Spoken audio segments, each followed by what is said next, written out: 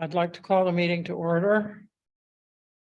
Will the secretary please take the roll? Okay. Bonnie Stuckert. Or anything Oh, like yeah. Bonnie Stuckert, here? Chris Wilson, Present. Rosario. Kathy Cavalier, present. Tiffany DeMayo, present. Frank Falcone, Is out of the country. absent. I would make note that we received an email from Melissa late this afternoon that she would be resigning from the committee. Oh, we did? Yes. I'm sorry to hear that. Yeah. Okay. Can we please stand for a moment of silence and the Pledge of Allegiance?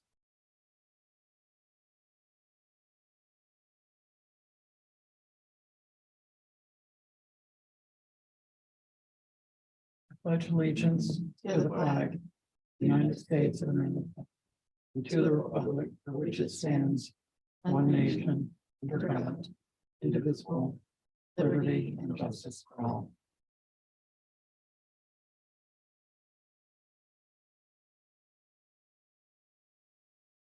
Okay, now we'll get down to business. And first I say welcome to our visitors and guests, and we will look forward to hearing from you shortly. May I have a motion to approve the agenda? Second, Second. all in favor? Aye. We will now take public comment for agenda items only, if anybody has any comment on the agenda. Silence is golden.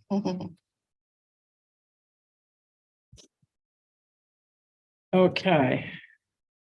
Now we will proceed directly to the heart of our meeting today, which is a hearing on the Historic Resources Inventory Class 2 resource application for the Horace Lewis House located at 6 North Newtown Street Road. Madam Chair, This is an application. Madam Chair, I'm just going to back you up one moment. Probably need to go ahead and approve your minutes from your last meeting first, please. Oh, I'm sorry. I just skipped right over You that. did, but that's okay. I'm so anxious to move forward. Any additions or corrections to the minutes of the last meeting? Okay. May I have a motion to approve? Motion. Second, I'll second that. all in favor? Aye. Aye. Approved. All right, now we will move forward. This application has been put forward by the Historic Preservation Commission, and our commission member, Kathy Cavalier, will present it. And then we will look forward to hearing from the owners after that. When you come to speak, I would ask you to please identify yourselves for our secretary. Okay, Kathy, it's up to you. Turn on your mic. I'll preface my statements by saying that Frank Falcone did assemble the packet that you probably received. And he can't be here tonight, so that I am going to present his part of it as well, which is the building itself, the structure. As far as, I'll start with the criteria for designation as a Class 2 historic resource. A building, structure, or site, or a complex of the same may be placed on the historic resource inventory as a Class 2 historic resource if it meets one or more of the following criteria. So I'm going to go through the criteria and address each of those that we find it matches or it's that specific issue on the criteria. Number one is that the properties of significant character, interest, or value as part of the development, heritage, or cultural characteristics of the township, county, region, commonwealth, or nation, or is associated with the life of a person significant in the past.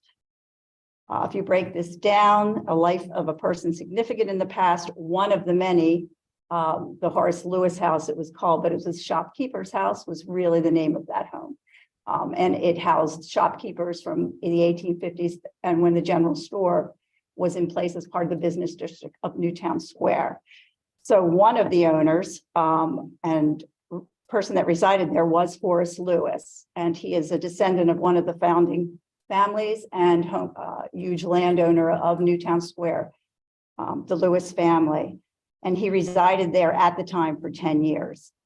He went on also to be a very familiar and iconic person in the township associated with the fire company Friends meeting. Other storekeepers were there at the time as well.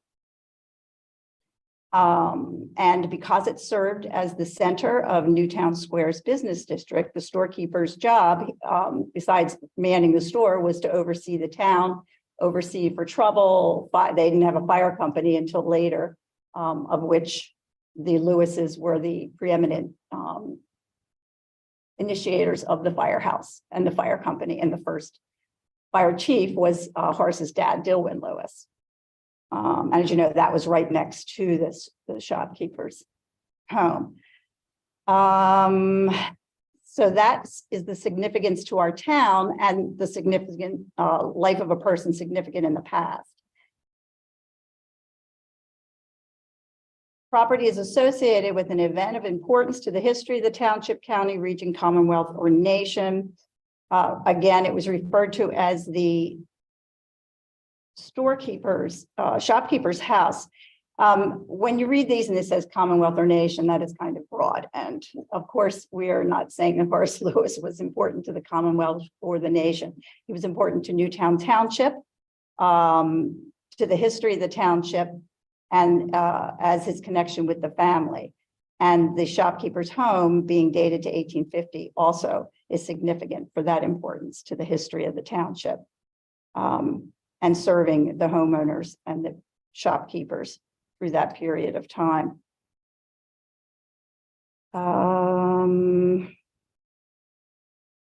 Property embodies distinguishing characteristics of an architectural style or engineering specimen. Its characteristics of an architectural 1850 Georgian style, fieldstone over stucco, and there's go on to detail the architecture of the home. And Frank does that in some detail if you've read the report. So I can go into specifics, but basically that is the windows are double hung, the windows are in line, paneled shutters. And he goes on to describe it: 2 chimneys inside, masonry wall lines, no signs or evidence of cracks on the foundation, which he did note to me that he did look that it would say that it was settling. And farmhouse style. Front open porch would have stopped at the end of the original masonry home. There were additions, obviously, to the back. A piece of it is kind of crumbling in the back. That was an addition, and that was not the original home. Additions were framed with Dutch shiplap siding, which was started in 1880 and was used until 1950. Property is part of or related to a commercial center, park, community, or other distinctive area which should be preserved according to a historic, cultural, or architectural motif. The commercial center would have been the storekeeper's home for the commercial businesses at the corner of Westchester Pike and Newtown, of which one remains, not from 1850, but 100-year-old, and that would be the corner piece with the bay window that's up there, the brick building. On the corner is one of the original from the early 1900s buildings, and that is still remaining there. And this home, the shopkeeper's home, would have been next to the shop, and that burned down. So the shop is no longer there. That was on the exact corner that is empty at this time. It's a symbol of Newtown's historic past and culture at that time, and served as that from 1850 until its current. It has not been used for years. but it was used, I believe, up into the 1970s in different capacities.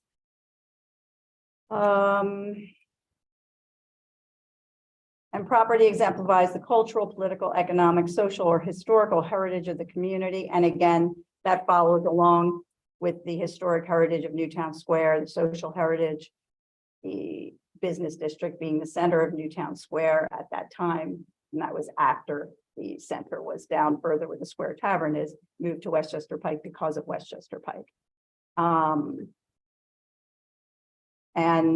With the motel, the store, that was a huge part of Newtown Square's heritage, which is no more. And this is the only building remaining of that period. They are the criteria that we believe it meets to fall under the Class 2 historic resource. And that is purely what we're identifying. Does it meet the criteria? Is it a historic resource? The specifics on, and I think if you got the packet, we had specifics about Horace Lewis and his family and what he did, and we had photographs in there. Photographs of the home were taken extensively by Frank. He took home photographs of the business district, Friends meeting, because they were affiliated with that, Newtown Township's original firehouse, which was also in these photographs. And then he has a very detailed about all the materials that were used, basically stating the original well-preserved materials, hardware, and workmanship are the same as when the building was built. Renovation was already completed on the components. The materials and hardware are the same as when the building was built. It shows lack of maintenance with damage needed and repairs to preserve the historic integrity. The materials and hardware are the same as when the building was built, but are not salvageable due to the existing condition. They need to be removed or replaced. The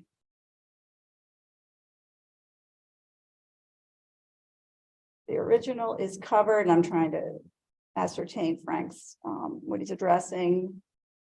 He'll give an example. The siding could be replaced without removing the original siding. Another example would be the window, door trip, barges, fascia, or soffits are covered with aluminum and other materials.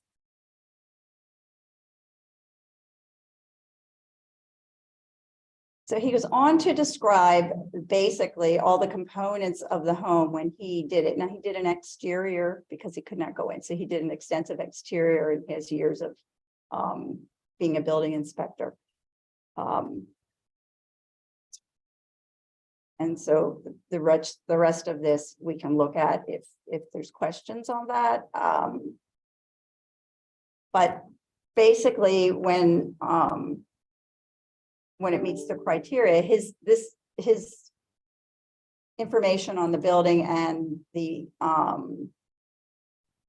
condition of the building, and he is that it is salvageable, it is not beyond repair, it is not falling apart, and it is sound foundation with a few pieces in the back that are not, which would be the addition on the back, which is like a lean-to building.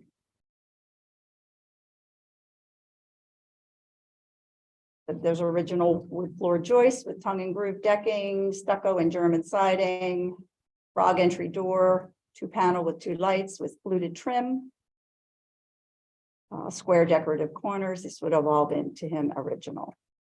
This building's historical and its originality still exists in the structure. The additions are still as they were constructed and historical within an acceptable timeline.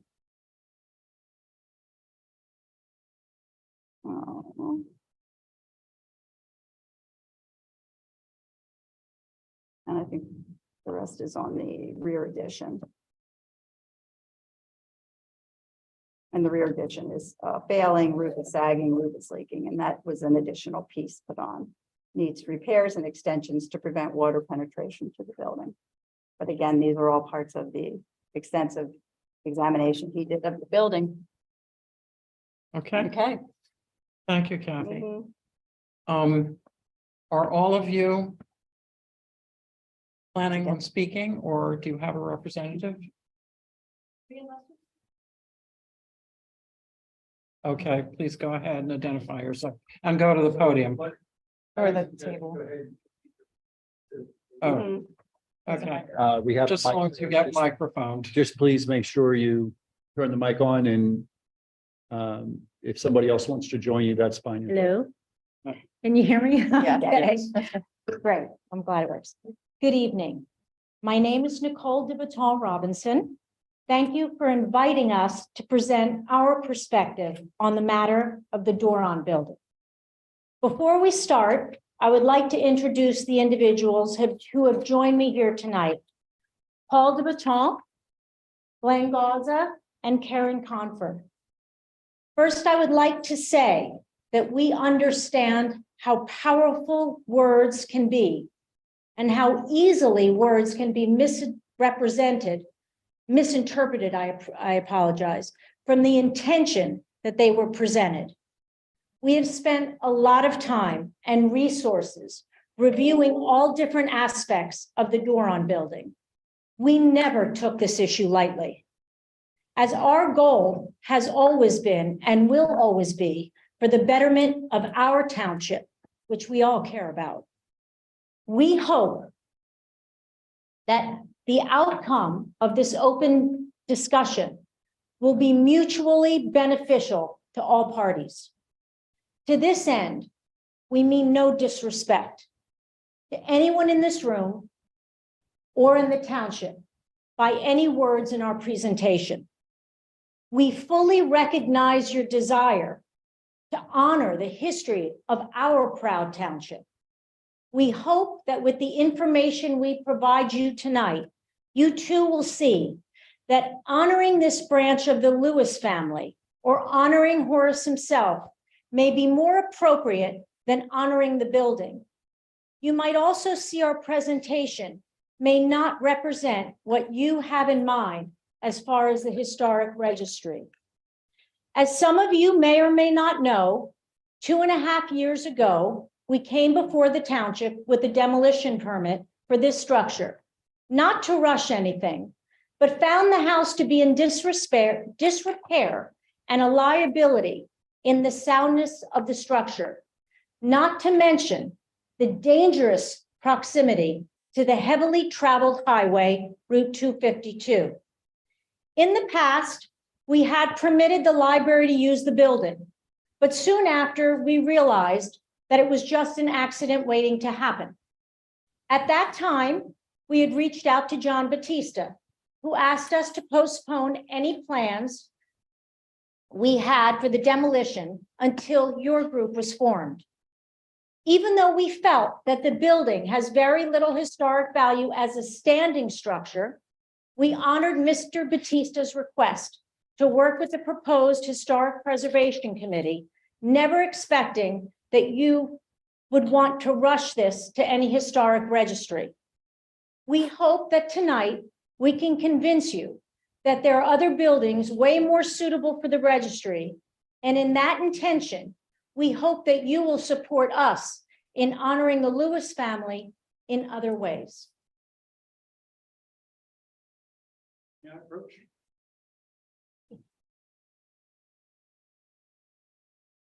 My name's Glenn Gauza. I'm an architect, Thank you. and I just recently moved my offices to Newtown Township. I was asked to research the Doron building. And the first thing I wanted to look at was when the building was constructed.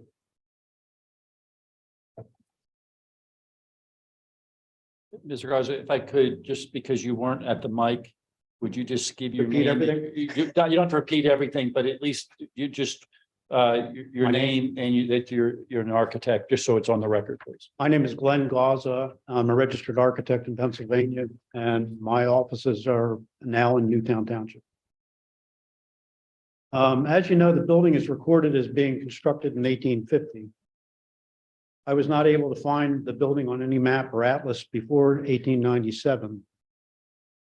Since it doesn't show on the 1892 hospital atlas, I believe it was constructed sometime between 1892 and 1897.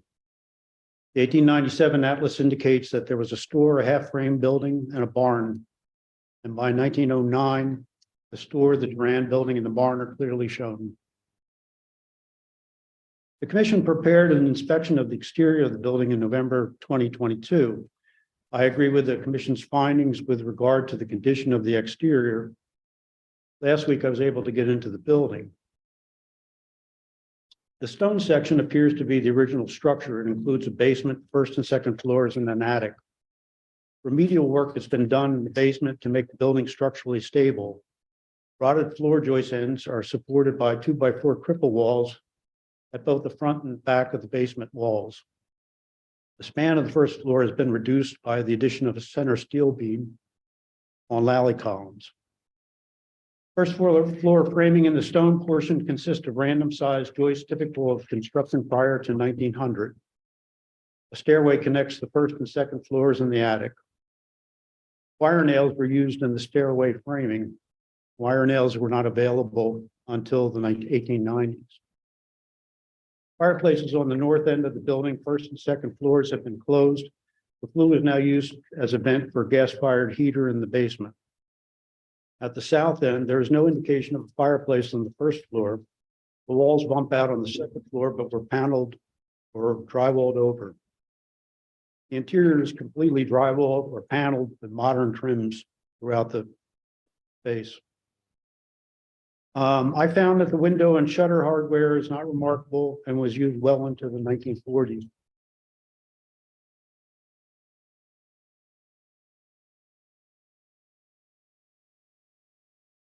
First frame addition to the south silhouettes the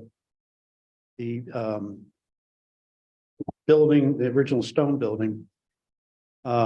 It's also 2.5 stories with first and second floors and an attic. It appears that the first floor framing sits on the ground. There's no basement or crawl space. Roof lines match the existing stone section, and walls from the stone building have been removed at each floor and attic to allow access between the two structures. The second frame addition to the west is a shed consisting of 2 stories and a basement. The basement connects to the basement in the stone section by a narrow passageway. Access to both floors and basement within the second addition is by a narrow stair. The first floor framing in that addition is our full 2x8s indicative of the early 1900s. The third frame addition is a small 1-story shed, which you have acknowledged. The ledger supporting the upper portion of the shed has given way and the roof sags. Water penetration from the sagging roof has caused considerable damage in that addition. In my opinion, building is generally unremarkable in architectural style and detail. The surrounding area is not now historically distinctive. The location of the building is approximately 15 feet from the curb line of 252 and 9 feet from the existing right-of-way. The overall condition of the building is poor. The interior has undergone multiple renovations and will require a major tear out in order to return it to a shell condition. I'm sorry.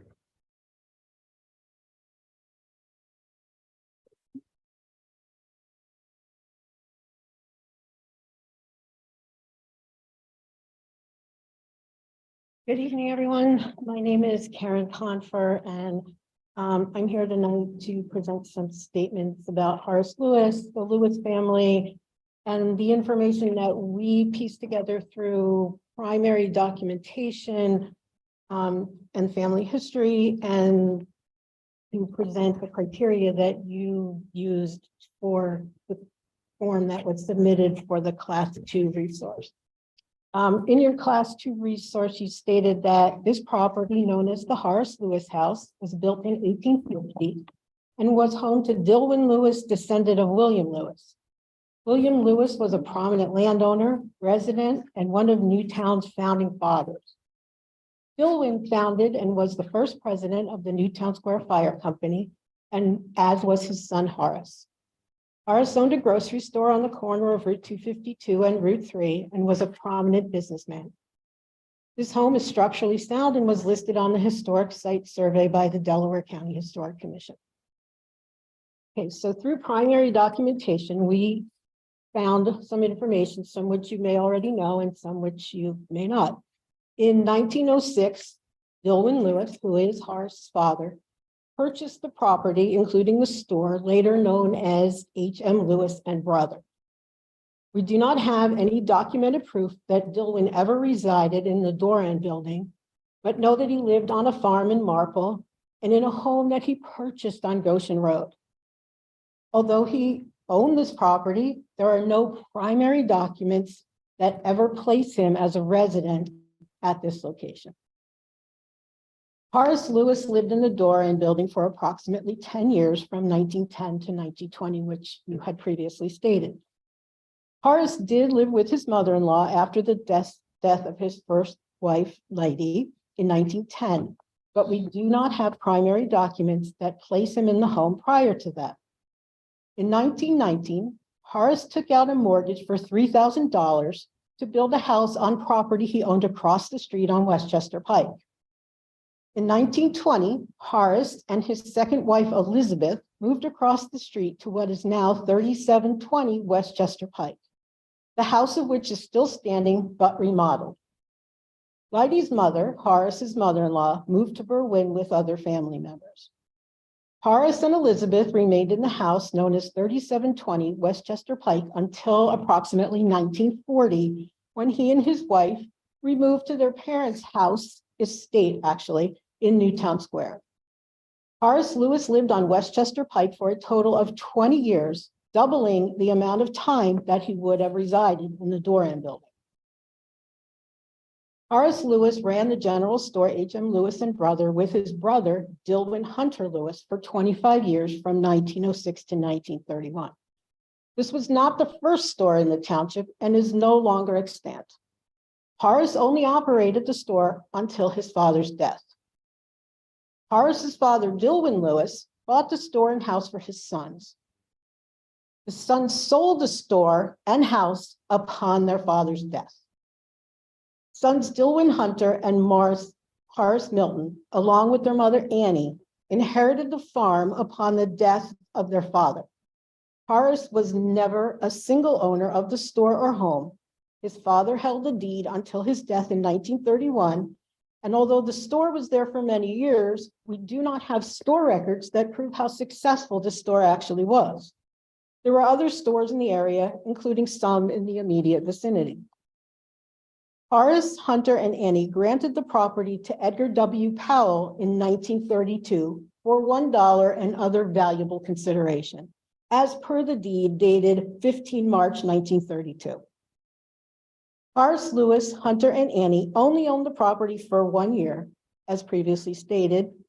Horace was only ever a 1/3 owner of this property for a very short period of time. Horace never owned the store or house outright as a single owner. We know that Horace did not own the house and store where he lived. We have no record if he paid rent or anything else. We also have no primary records of any other storekeepers residing at that home. And Horace lists himself as a storekeeper or general merchandiser on every one of the censuses. Horace Lewis was president of the Newtown Square Fire Company for 11 years, from 1929 to possibly 1940, as there are gaps in the dates. The dates are listed, but there's no president listed. So yes, Dilwyn and Horace were active in the founding of the fire company. However, they did not occupy the home of concern during that time. They only owned the property until 1931 and 1932, respectively. All of this time, Horace had resided on Westchester Pike. The historic structure report states that Horace Lewis was born in the house. Horace was born on the family farm in Marple, and his family moved to Goshen Road when he was in high school. The 1910 United States Census documents state that he was at school and was 17 years old. After leaving high school, he worked at the store in Doe Run, owned by Pusey Buffington, and this property is located in Chester County, and we have no record of where Horace resided during this time. The 1894 survey also states that the home is in poor condition and that the property was reputably a storekeeper's home, meaning that it's folklore or hearsay that was recorded on this form. In addition, we also know that Horace was active in the Friend Cemetery and Elizabeth was active in the Historical Society. However, these volunteer activities all occurred when they were residents of the home at 3720 Westchester Pike, located across the street from the store.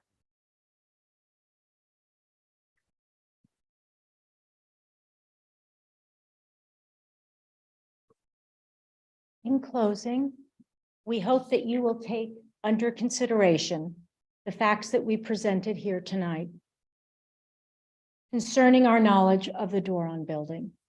As you know, we have always made it a priority, and maybe you don't, we, through the Delaware County Veterans Memorial, have always made it a priority to recognize and support the history of our community, as evidence through our commitment to keep the names and stories of our Delaware County veterans through the engravings at the Delaware County Veterans Memorial, which is the love of all of our lives sitting here today. Further, the wall of prayers at the memorial has a side designated to our Newtown Square residents who served our great nation. As a living memorial, we anticipate adding the names of the Newtown Square residents who are currently serving and those of our future generations who served. We really do love history. As you know, there are many descendants of the Lewis family in the Newtown Square area and homes and buildings with much more prominent and architecturally representative details of the times, as Karen mentioned. We wish to honor the Lewis family and the legacy this branch of the family has left behind. However, we feel that there are many ways to do this to educate and inform the public on their contribution to the community. In our opinion, the Doron building does not represent or do justice to the Lewis family or their heritage. Although the structure located at 3720 Westchester Pike has been upgraded to have a much more modern look with additions, stucco, and bright lights in the windows, and no longer has that historic look, this is the true home of Horace Lewis, storekeeper. Once again, we very much appreciate the opportunity to present to you our findings to this committee and to thank you for your time and considerations of the facts presented here tonight. Thank you. Thank you very much for your presentation, all three of you. We appreciate what you've had to say. I would like to point out that the decision that we make here today is not binding. It's not the final decision. We either vote to go no further, or we vote to send this to the Board of Supervisors, who are the body that approve all additions to the historic resources inventory. We do not actually make that decision. We make a recommendation one way or the other. So I would like to emphasize that. I would also like to emphasize that our remit is narrowly confined to the exterior of the building in terms of our evaluation of the physical structure. We are not concerned with the interior of the building in any way, shape, or form. Furthermore, our recommendation, if we make a positive one, only needs to rest on one of the criteria. It does not need to rest on multiple criteria or on all of the criteria. And so I just want to make sure that everybody understands what those parameters are that we're dealing with. And with that, I would like to ask if any members of the commission have questions they would like to address to our visitors. I do have a question. It was brought up to us the proximity to 252. Why do you think that that is an issue in terms of historic evaluation of the property?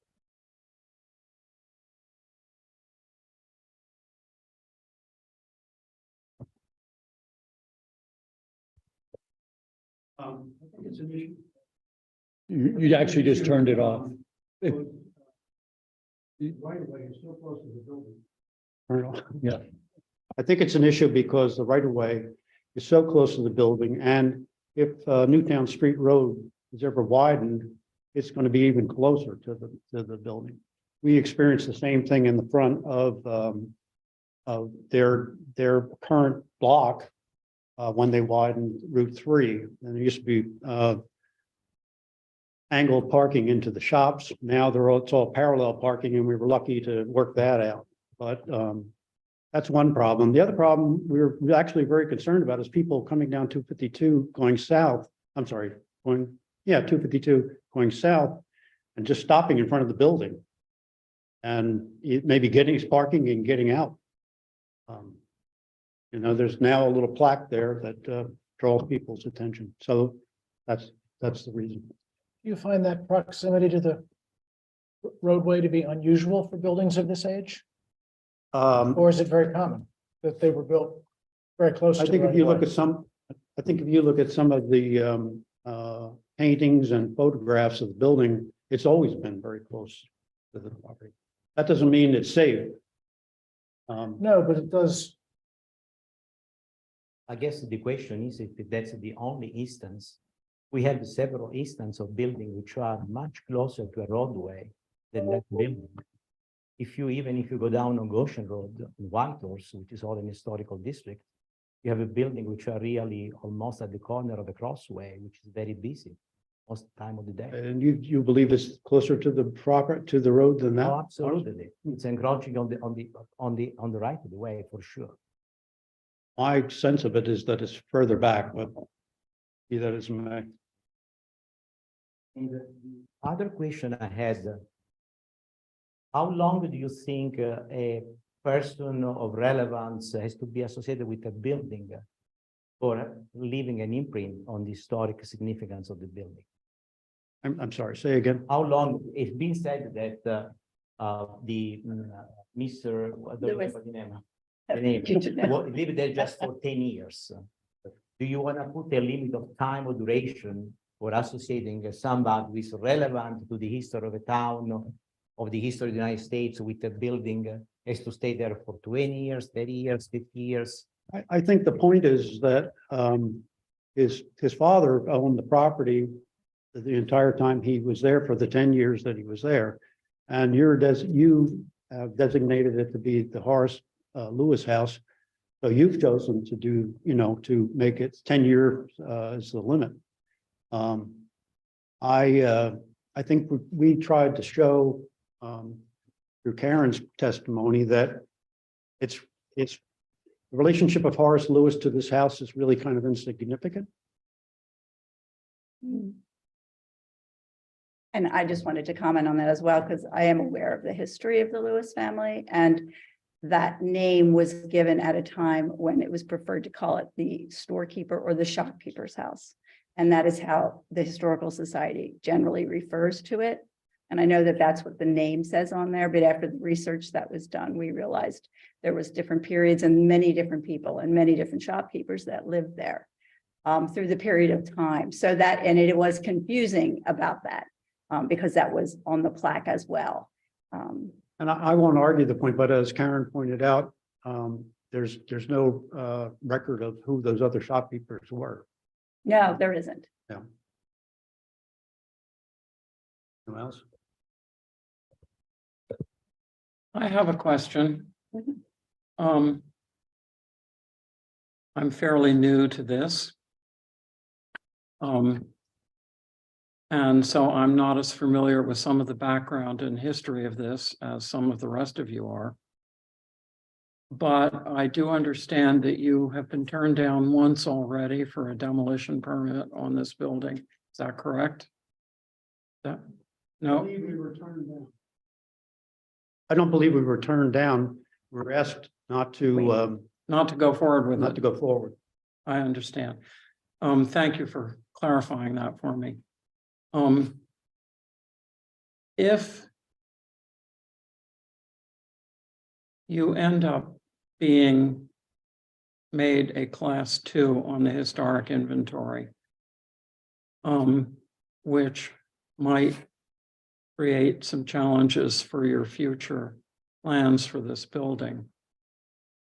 Let's just say, for the sake of a thought experiment, if you will, that the township says, no, we don't want you to take this building down. What's your plan B?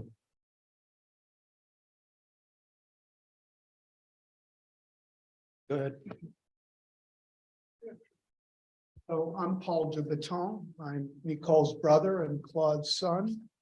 And I think 1960s, we purchased, my family purchased the Truscott estate. I'll answer the question in 1 second if I could just add a few things. I wanted to introduce myself. First is that we apologize that we weren't here last month. My sister and I had a colonoscopy. And if any of you have tried to get a colonoscopy, you don't want to turn it down because you got to wait another. And we understand how important it was for us to be here, just like it would have been nice to have Mr. Falcone here. Second thing is that we presented a lot of facts, and maybe we're wrong on 1 or 2 of them.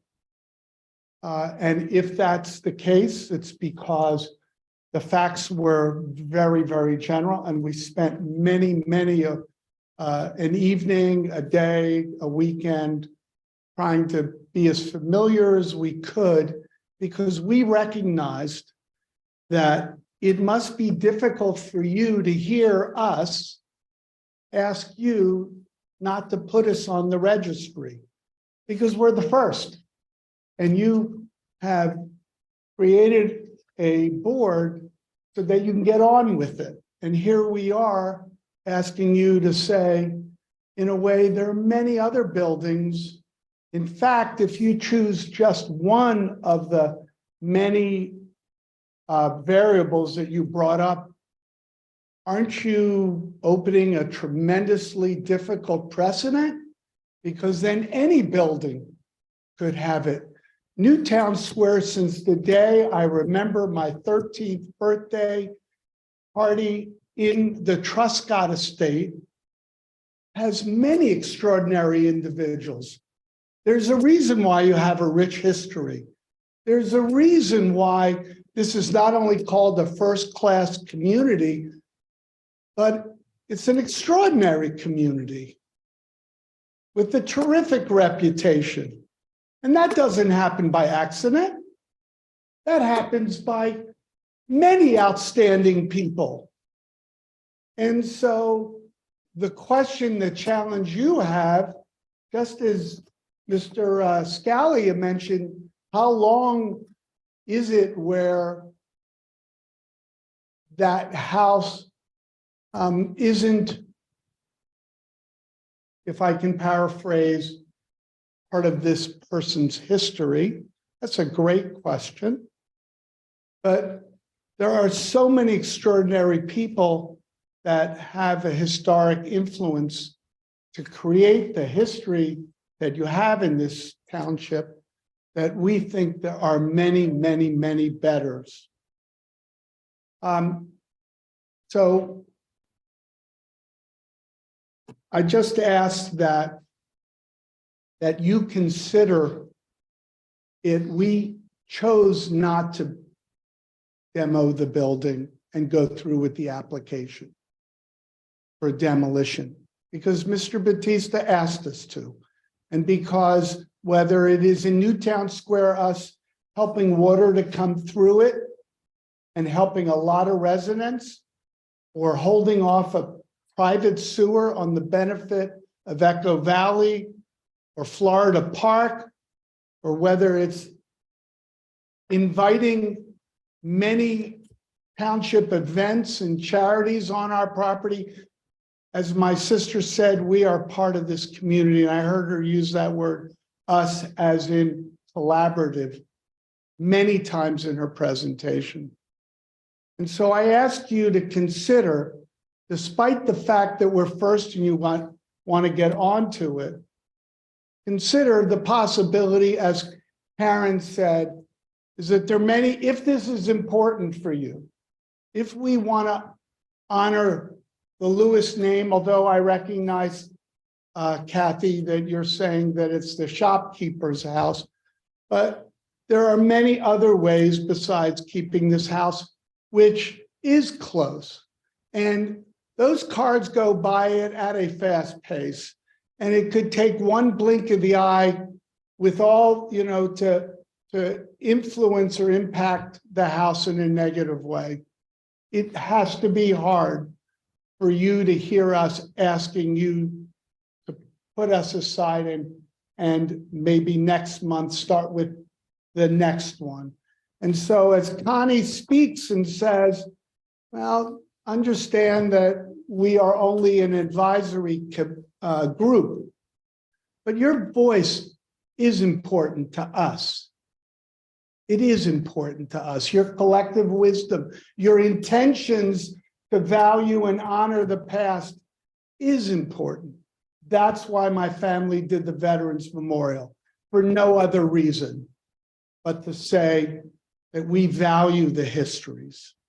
So what we would prefer and what we're really requesting is that at some point we can sit with you and talk about different ways besides maintaining or improving the structure that has a lot of doubt into the prominence of and the importance of it.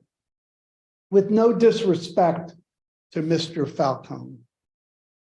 To your question, Connie, I apologize if I thought that was important, because it sensed to me as I was sitting there that if I were you, I too would want to move on and say, all right, we got one, we got another 199 to go.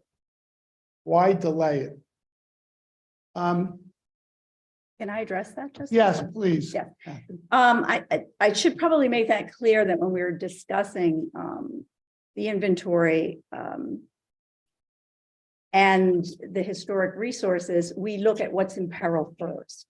And we know that there's many important properties in Newtown Square, but most, as we know from Rosario's home as well, are not in peril of being demolished. So when we're looking at inventory, that is also what we look at. Who owns the property? Where's the property located? DuPont property, good example.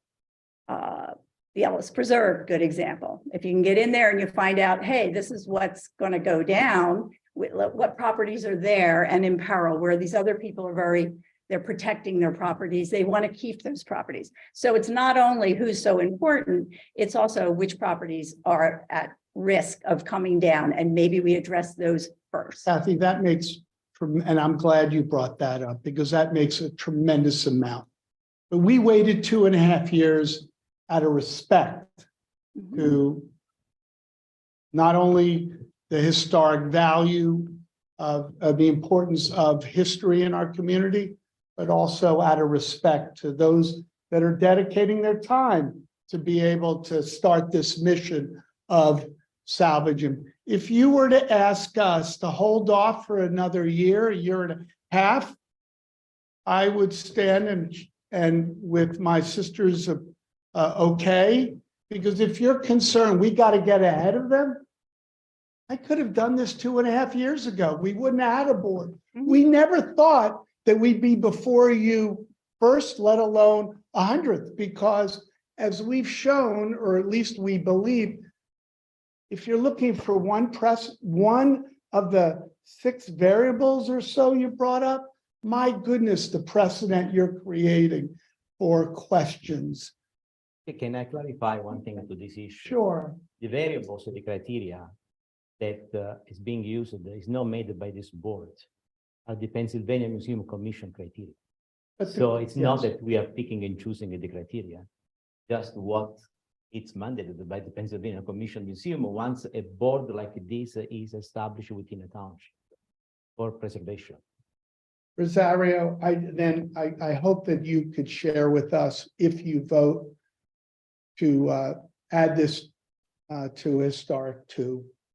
I hope that you share with us the one variable. Because I heard, well, we don't need many of them. We have, because our research said, that I don't want to disrespect you, and please, I'm coming off with, words have a strong, particularly when you're passionate. We are passionate about the Veterans Memorial. Let someone talk against that, and you will see our angst go up. We hold that dearly.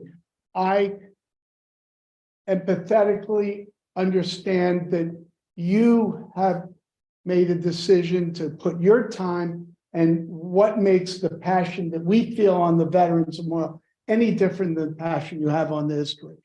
But again, I share with you, when I heard, well, all we need is one, I go, my goodness, the precedent they have, because there's so many outstanding people in this community, not only within 10 years, but many, many, many more years. I think if I may interrupt you for a second, the fact that we only need one criterion means that Horace Lewis could be completely discounted, and we may still find that the property has the merit to be placed on the list. And my earlier question to you, Yes. which, by the way, you have not answered. Yet, right, Yet. Connie? Yet. Basically gets to the question of adaptive reuse. And I'm hearing a tremendous amount of reluctance on your part to consider that. And I would be interested to know why you write that off, in addition to what your plan B might be. I think to answer the question, since we're not yet, the plan B or the plan A, let's share that. The plan A of what we view as a welcome structure to Newtown Square. Whatever that use is, whatever that building is, hasn't emerged yet. The market is really struggling to say, this is what this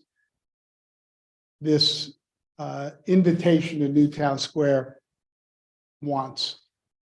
Apartments, recreation, retail, suburban office, hotel, medical.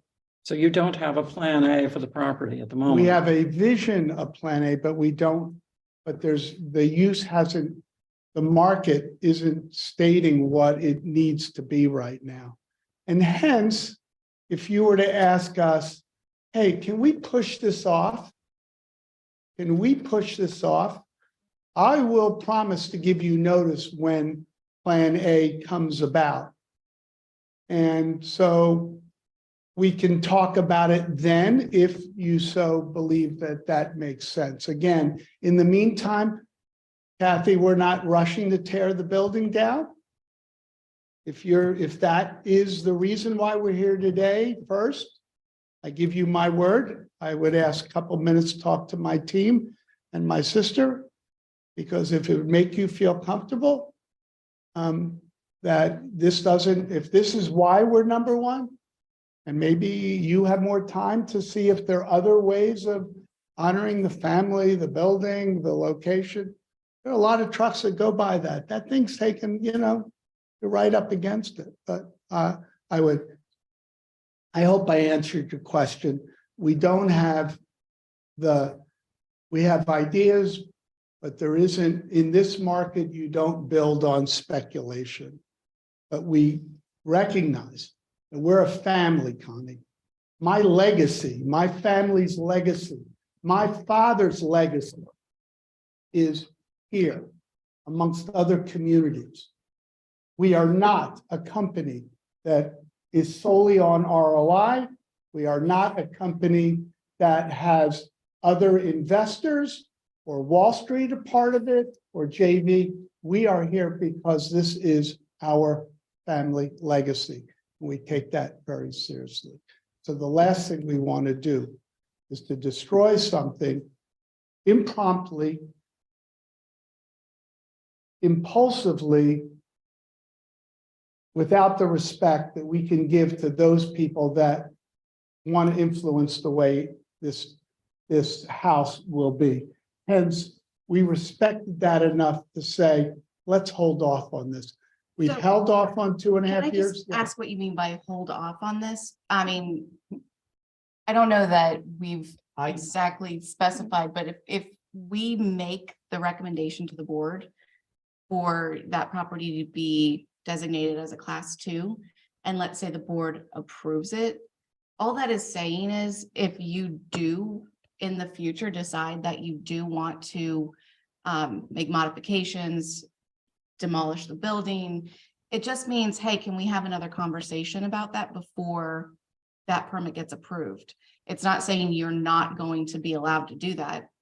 I mean, 3, 4, 5 years from now, when the market changes and you decide to demolish, and now the building really, has moved closer to the street, has deteriorated further, has become an eyesore to the community. We no longer want that in such a To me, if you- high visible place, right? So pushing off designating or making a recommendation isn't. Can I ask, I mean, I'm glad that our township manager is here. Yeah, I would just, I think you can ask, I'm sorry, I just think Tiffany should finish her statement and then let you ask the question.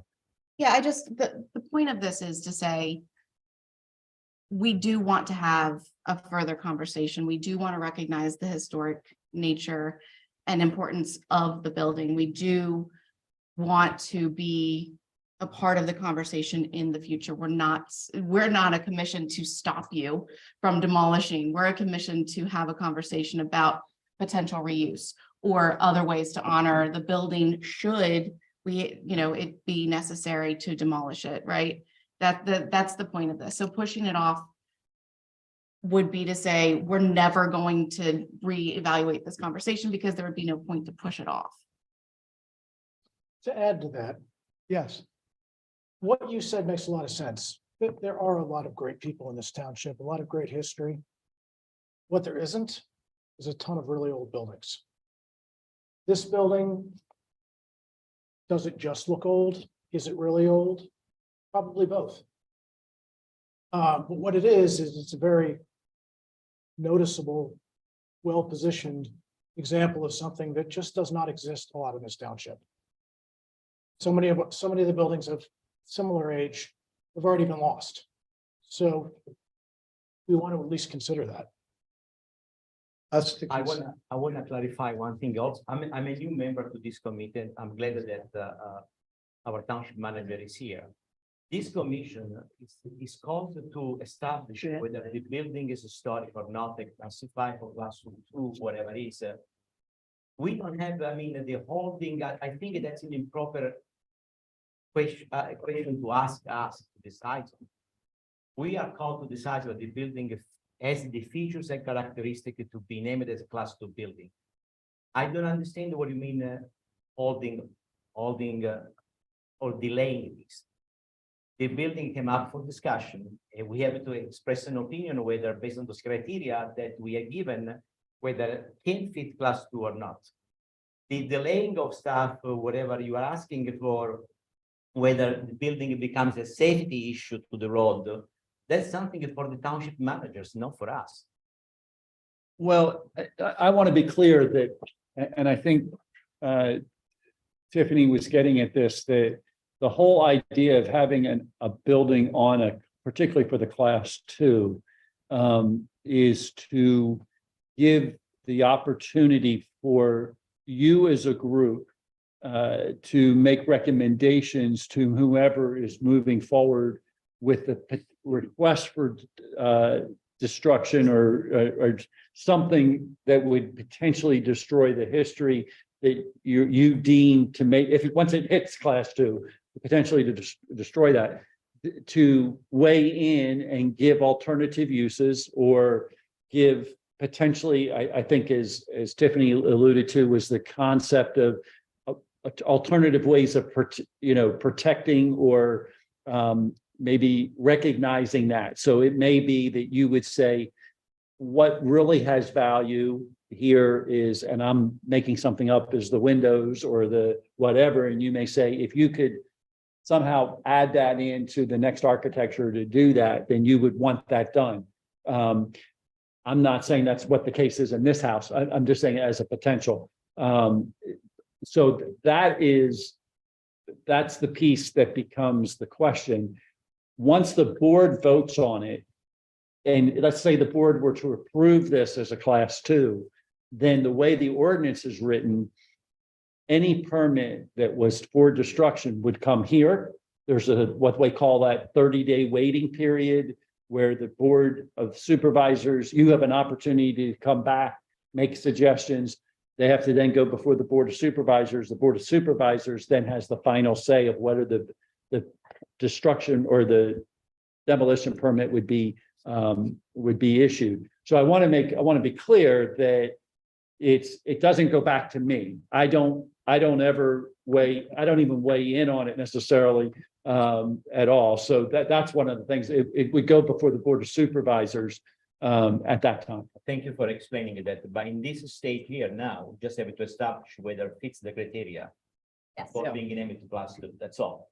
So delaying deciding on those criteria when the building exists and the criteria are what they are, it's just we can review the information and make a decision.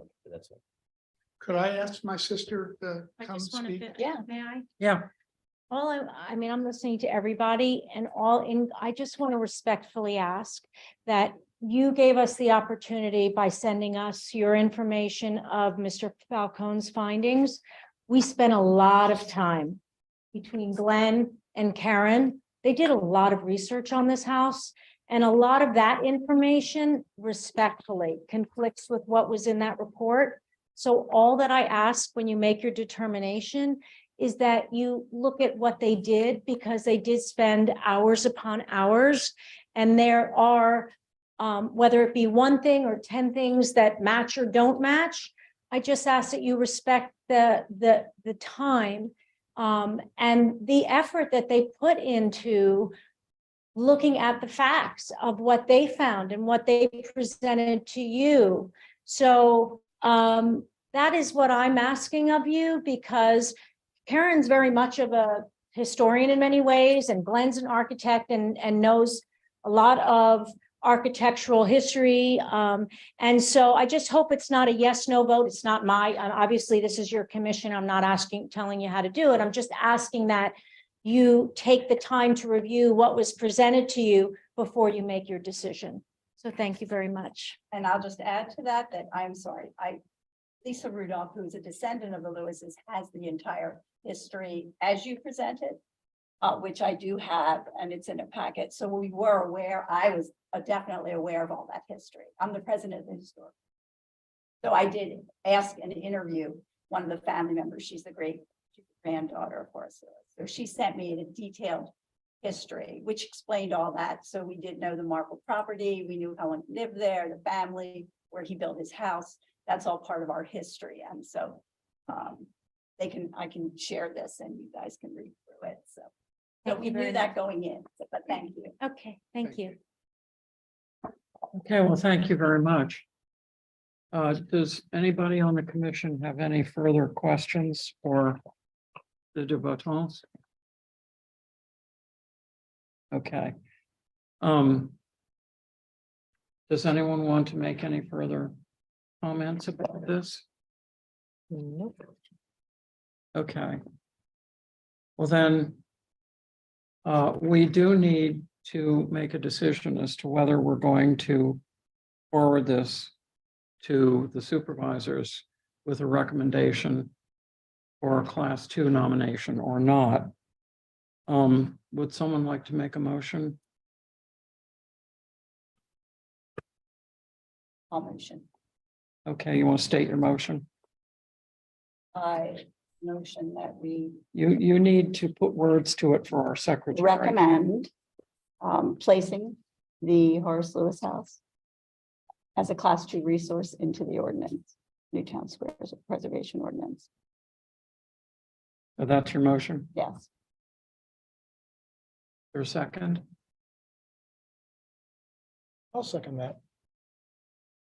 Any further discussion on it?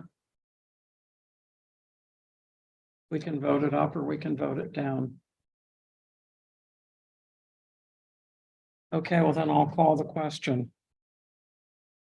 All in favor of putting this forward?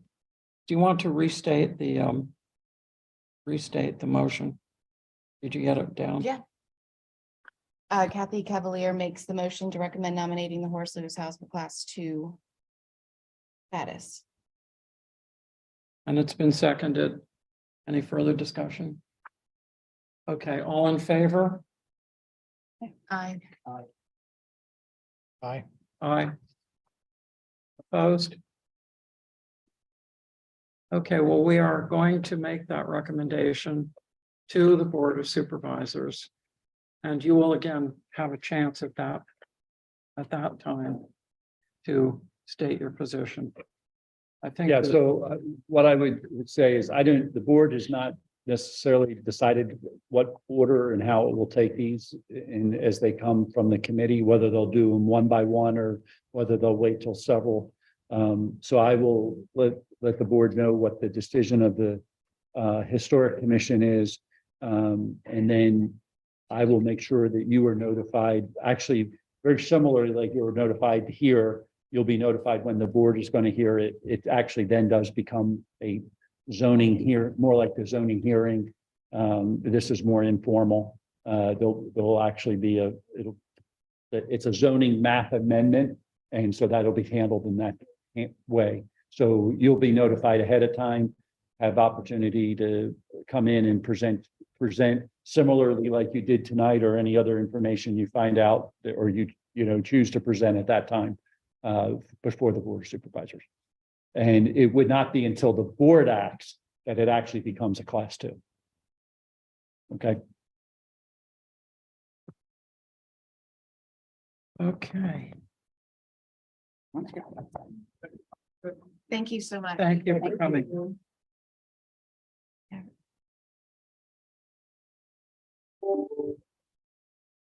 Okay, now we'll move on to new business.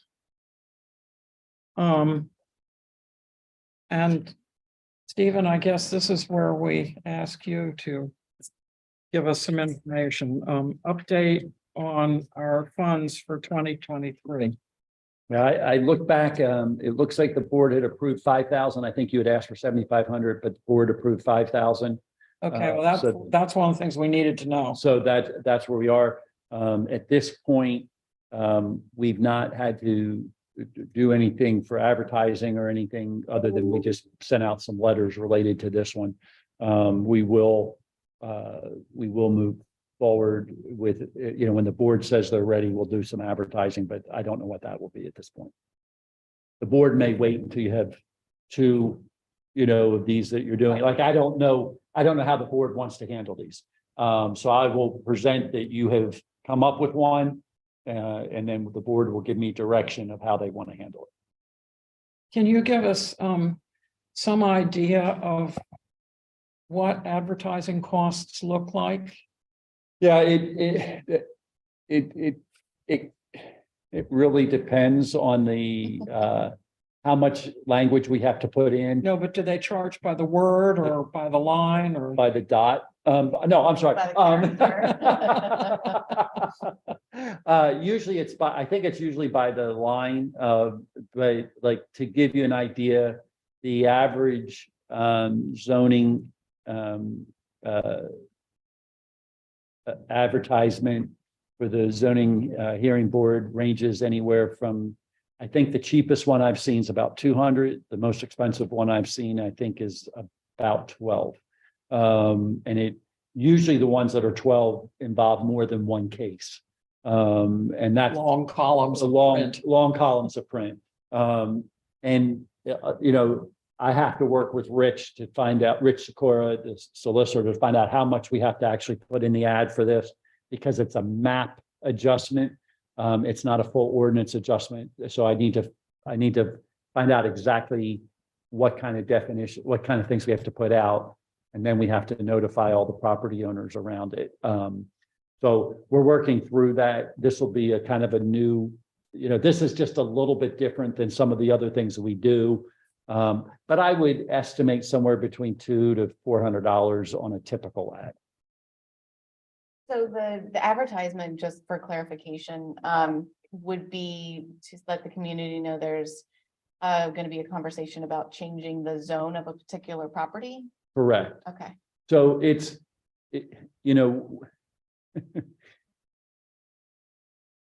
Pennsylvania, I understand the purpose of why the Pennsylvania legislature has not changed the law that says that we can do this through social media, or we can do it through our website, or we can do it through whatever, because Yeah.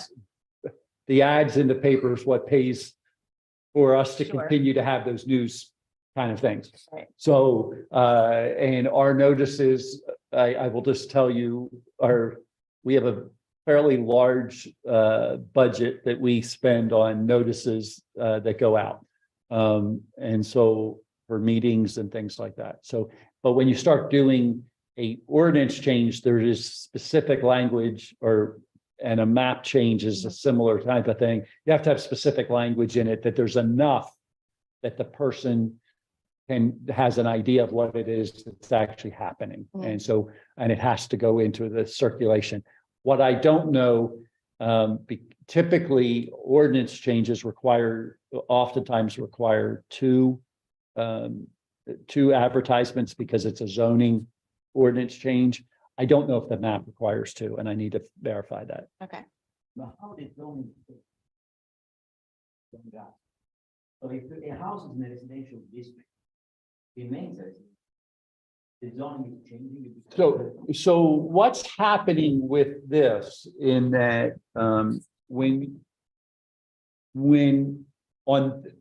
for this particular thing with the historic piece, Newtown is a little bit unusual in that, like, there are a lot of communities, they have a historic district that you have 20, 30, 40, 50 houses that are in the historic district, that downtown. Yeah. In Newtown, our historic homes are literally spread out almost to the corners of the community. It's a scattered. And so what we've created in Newtown is what they call an historic overlay. And so the overlay comes in at the top level and it says, wherever the building is, it may be in a residential area, it may be in a commercial area. I believe this is actually in a commercial area. It's considered a commercial district. Once the building or whatever is added to the historic overlay, then at that point, it becomes part of that historic district. And so it has to meet all of the commercial requirements because this is in the commercial district, but it also has to meet all of the historic requirements. And so that's all that it does. And it takes that one area and does that. So if we pick another house that's in residential, it'll be residential. If we pick It does not change the underlying residential. It does not. zone. It just Correct. An overlay on top of that. Correct. So, and that's the reason why it's a little bit more involved in that, like, I think there had been some talk of, do you allow historic places to become bed and breakfasts? Well, yes, you might say that's great. Like this, I'm not saying this house would make a good example of that, but let's say that you say Might have a problem. yeah, but in a residential district, it may be a problem. And so that's why this is so much more difficult than you would have if you just had that downtown historic district or down, an area of the community that was historic and in doing that. Thank you. Yeah, but I think that's fairly common in communities like this. It- I think Havertown, I think Marple, I think anything out that. way is gonna be the same. I do think I think you're right. I think I'm not saying we're unique and then there's nobody else like it, but Yeah. it's different just than got- when you typically, a lot of communities that have historic Mhm. districts have areas that they've just designated and said, this is it. We've said the way to handle this, and you're right, some of the other communities have done the same thing. It's an overlay. I used to live in Lower Marion, it happened to be in the. That wasn't just awful like you're saying, but the scattered go out in township, there were other Yeah, single homes like that. Yeah. Years. From the head. yes, yep, They don't all, Radnor does not have the overlay. They have in districts, which now is fighting them because there's homes that they want to tear down or in Ardrossan and other places that are singular. So that they don't have the protection because they're not in a district and they don't have an ordinance. Lower Marion has protection both on this. Yeah, single units They and the changed districts. theirs, yes. They have a way like you Yeah. described, it, protect everything, scattered across the entire. Yeah, they had to change that. They lost some. Yeah. So the money then, there's more money. So you could just itemize, so you get the 200 to 400 for this ad, then what other costs? that's the biggest thing. There's also a cost of the usually. And I don't know if we require one on this, but a lot of times we require a court reporter, and I just don't know if this will require a court reporter. So having more than one at a time, Is cheaper. okay, that's Yeah, right, yes. yeah. Okay. That's why I'm saying I don't know what the board is, like, if you say we're I have gonna, Others to go. you have others to go, and let's say the board may say, we don't want to do more than 2 a night, or we don't want to do more than 3 a night, but we'll do them in, Applications. but we could do it in that way. And am I correct in thinking from what you're saying, that it's the board action that triggers the costs starting?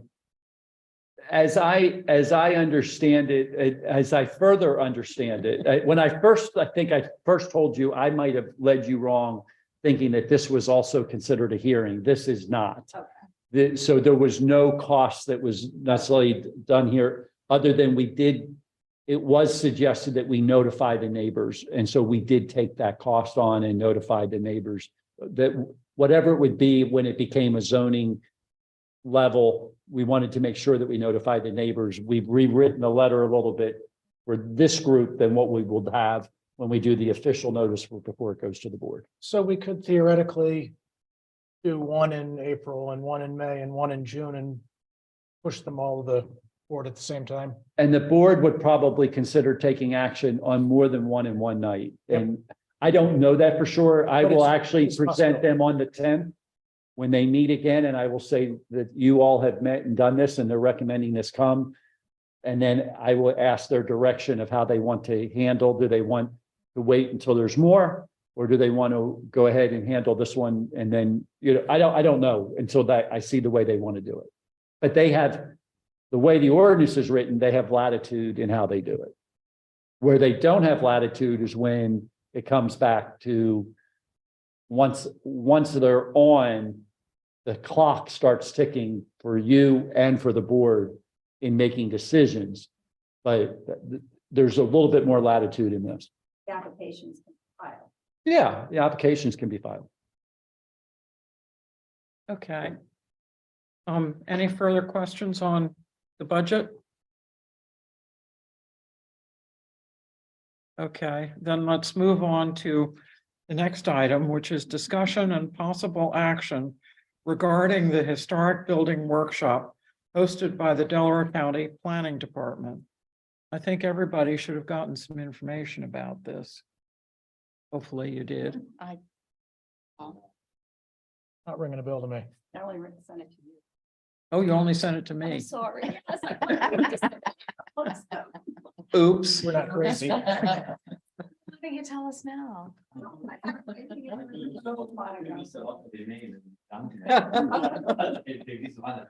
did. I'm going to cruise it and see if it's something we should do.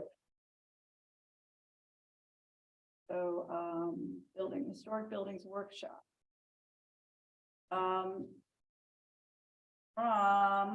It's a historic buildings workshop from the senior planner, Kate Clifford, Delaware County Planning Department. They're starting these workshops. Now, you were all my contacts for your respective historical commissions in the area. I wanted to see what you think. Lower Merion Conservancy, Lower Merion Township, and Narberth have teamed up to have a series of workshops to teach For homeowners, repair simple things in their homes to avoid replacing more extensive repairs later on. She went to a window repair. I think these are somewhat hands-on demo kinds of things. 'Cause it sounds like they need. plaster sounds like repair. They do plaster repair. And they were free to the attendees because the three groups chipped in and township as well. For the instructor. Okay, and I cannot. Anyway, so that was the information. I can send it to everybody if you want to revisit that. Probably is going to want to move forward with it. She wants to start the same thing in Delaware County that they're doing in Montgomery. So to offer it to the community and Yes. it's like sort of sponsored by the Historic Preservation Commission. Yes. Let me see. So in Delaware County does all the organizing, is that it? Yes, it's just the cost. She has the gentleman that does it. Mhm. And you provide the venue. And I think this I don't know if it needs a venue that you can. Plaster it out. I don't know. Yeah. Don't know, we want people plastering in here, I was gonna say a venue where you do messy things. May through June.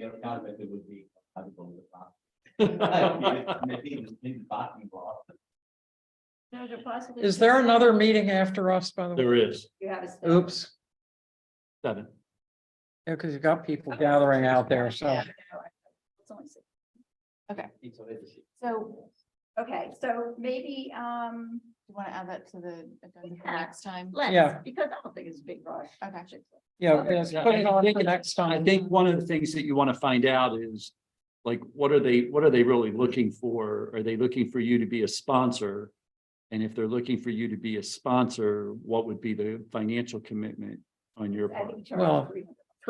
$300 was mentioned. Yes. Yeah, but are they asking you to cover the whole thing? Is the county willing to cover part, like, what's the? No, I I think think- they're looking for that from the sponsoring organization, i.e. the township. I got you. Well, then that's fine, but I think we would want to then take that back before the board as well. So think Yeah. about how the direction you want to go with that. Well, Kathy, if you can get the information, To everyone. well, to Steve, who will get it to Yes. everyone. I'll send it, because she keeps sending out flies from everybody. Yeah, no, you wanted me to put it on the agenda, so I did, but I didn't realize I was supposed to do anything else with it. Well, to see if it was valuable enough to do. I Yeah. wasn't sure. Because they have a Yeah. lot of programs. Okay, we're going to move right along since our time is limited. Discussion and possible action regarding the communication to historic property owners with value proposition. Kathy, speak. This came from you. Okay, I'm totally. What? Communication, Let me see. communication to historic property owners about value proposition.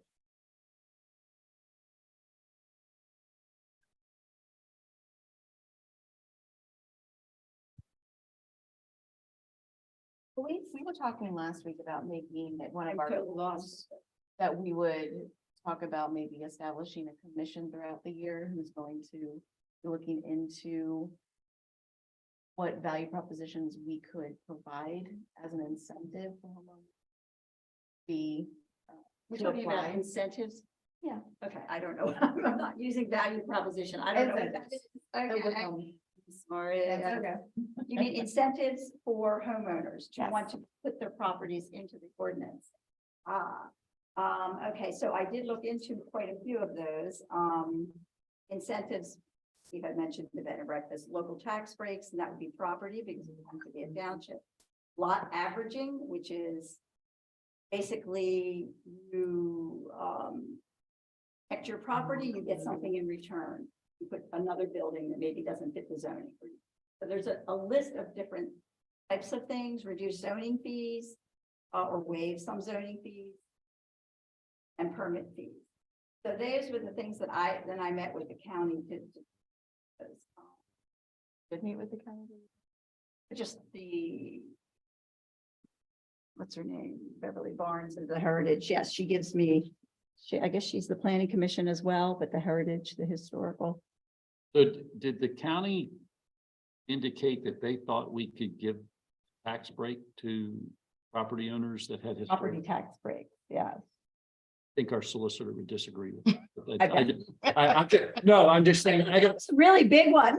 yeah, no, I know the reason I say that is, I mean, we've actually had looked into this early on in the process and my understanding, and I'll confirm with our solicitor, but my understanding was that under second-class township code, it may be true in a borough, it may be true in a true, too. first-class township, but under second-class township code, he does not believe we have And that much, could be totally much true. room to pick and choose what that is. There's very few things that we can do that for.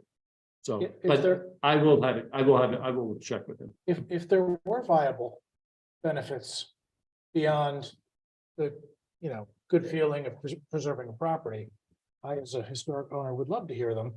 I'm Because sure. I've never heard of any of them from my, And they Okay. may not exist yet, and that's why they're Yep. Yeah. possible that we would have to initiate or Yeah. recommend. Yeah, and there's a But lot of just so you know that, like, for example, if for the second-class township or first-class township or a borough to have that ability, that would have to come from the state.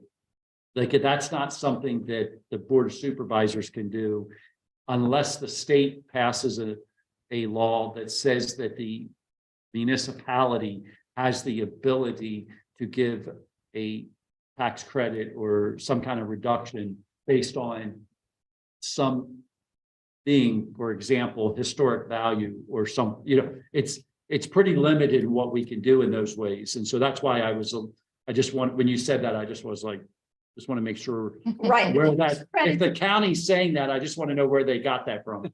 That was on the local level. Tax credits for the eligible nationally registered are available. And Yeah. you can get tax credit forms for that, and you can sell your tax credits to renovate. There's probably tons of things that they don't even know about. But Yeah. only for commercial.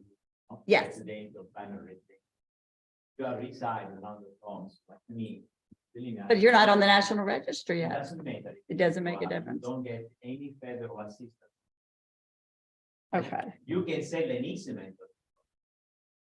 Or stuff like that, but that's what you can do. Different story, but it doesn't have anything that. But we can waive permit fees for people wanting to renovate. And Yeah, we being would- historically accurate in their renovation. We would have to see, but I would have to look. I mean, at that's that. that's something a township can do. Yeah, Waive fee, I- because we waive fees for people. Well, yeah, but we don't, we can't arbitrarily, like, we have to, I would have to work with Rich on that. We'd have to look at that. No, right, but those are incentives that would be placed into an ordinance, is what Yeah. I'm saying. Yeah, you just don't just start doing it. It would have, these are all things you Yeah, can when the discuss and township- have them I'm saying list. That where the township can help is that. Want to do something which is not too code in that zoning because of historic property. The township might help with making some adjustment, making complying with the zoning ordinance. Like an addition which is a character approved by the board here, maybe the township, because the adaptive use. That means preserving the historic structure. But again, the cost is on the owner, it's not on the town. Access. Unless it's used for rental property, for low income resident, stuff like that, then the state might. But I believe. But it's a general thought of incentives, because I think we probably need to But get I think some most incentives. people in there. We have would be none. Be happy to have zoning incentives that are not otherwise permitted in the zoning where they are. Right. That can be- The B&B case is one of those. Adaptive use of property for that, of course, you have to listen, if there is residential area, you have to listen all the. Don't becoming, you're not. Out there complaining about. Yep. So, But many won't even know that one has been there for 10 years. I- And then your argument is, well, you existed and now you didn't know we were even doing it. So there's a lot of things you can But do you with know, that. There's quite a The few. signage out there, label, they wanna advertise, then becomes public domain. And then, yeah, You know, they don't want to do that. Of course, people. Yes. They have to put, I'll give you an example. if it's a publicly used that way, you need like a fire escape. You need a handicapped access. All these things said after the structure of the building. I do not make a fault. And they might be permissible under the zoning law. Would I like to see on my side the fire escape all in metal? No. I'll be the first one complaint. And then- There are challenges. Yes, yeah, there I'm is. just being realistic. I know what goes on. That was just an idea. Do we Okay. have any thought of giving, like a plaque or a decal or something like that that can go on a building saying certified class 2, whatever? I mean, you see these things on historic structures. for We have, example, in yeah, the ones we Philadelphia, do, we you know. do, yeah. We have the nationally registered ones on ours. And then we have the ones the Historical Society put up, which aren't With the designated. blacks already. So you'd probably have to start with. And that does play well to the pride of ownership and. Exactly. Yes. Yeah. Look what I have by my front door. Mhm. If you drive around, you'll see them, the ones that were put up years back. Yeah. And that's Horace Lewis House has one in the front. That's what he was referring to. Although I don't. think They're not that's stopping. No, they What? don't. And I came back to tell you one story. Is he for real? 2 years ago, He was- we had a guy sitting in front of our house on Springhouse Lane. Yeah, the street line with Springhouse. Looking at our house all the time for 1 hour, 3 hours. And it made us feel uncomfortable because we didn't understand what we're repeating with each other day. And then one day, we just jumped up. Why are you sitting? For what? You wanna come, you wanna see something? Said, no, I'm not trying to catch a Pokemon. Because having an historical sign here, they place the Pokemon. here. Pokemon is one of these stone people. Oh, is it like a Pokemon battle site? They're calling the town police. I heard about that, right? I forgot about it. And there was a mature man, there was a professor in the University of Delaware. Of physics, actually. How cute is that? Oh, on that jolly note, Look at the good one. let's move on to old business. Update regarding the proposed amendment to the Historic Preservation Ordinance. The update was shared with the board and with the solicitor.